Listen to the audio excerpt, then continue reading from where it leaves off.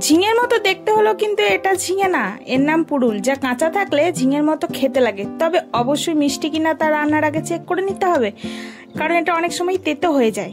আর এই জিনিসটাই কিন্তু শুকিয়ে গেলে স্নান করার জন্য সেই ছোবা বা ছোবড়া যাই বলো না কেন সেই হিসেবে কিন্তু ব্যবহার করা হয়। কড়াই গরম করে নেবার পর কড়াইয়ে তেল দিয়ে তেলটাও গরম করে নিয়ে তাতে দুটো তেজপাতা আর একটা বড় পেঁয়াজ কুচি দিয়ে লাল লাল করে ভেজে নিতে হবে। ভালো করে ভাজা হয়ে গেলে তাতে দিয়ে দিতে হবে আদা রসুন বাটা, লাল লঙ্কা বাটা, জিরে গুঁড়ো,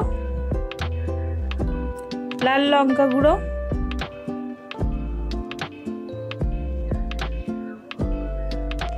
আর হলুদ গুঁড়ো। কড়াই ধরে গেলে অবশ্যই জল দিয়ে দিতে হবে। তারপর আগে থেকে কেটে রাখা আলু আর পুরুল ভালো করে মিক্স করে নিতে হবে কিছুক্ষণ। তারপরে তাতে দুটো টমেটো কুচি ওপর থেকে দিয়ে দিতে হবে। কিছুক্ষণ নাড়াচাড়া করে নিতে হবে যতক্ষণ না পুরুলটা নরম হয়ে যাচ্ছে।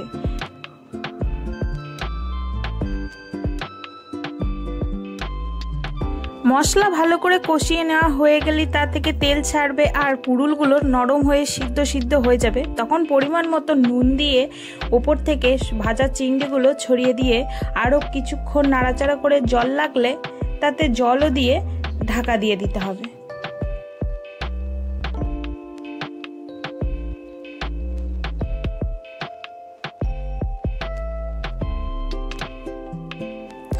পাঁচ থেকে 7 মিনিট ঢাকা দিয়ে জলটাকে মেরে নিলেই তৈরি হয়ে গেল পুরুল চিংড়ি। এটা অসাধারণ খেতে, ঝিঙের মতো পুরো টেস্ট। যদি তেতো না হয় সেটা আগেই বলেছি, চেক করে নিতে হবে। তারপরকে একবার শুধু গরম ভাতের সাথে বলো, রুটির সাথে বলো, যার সাথেই বলো না কেন চরম লাগবে খেতে।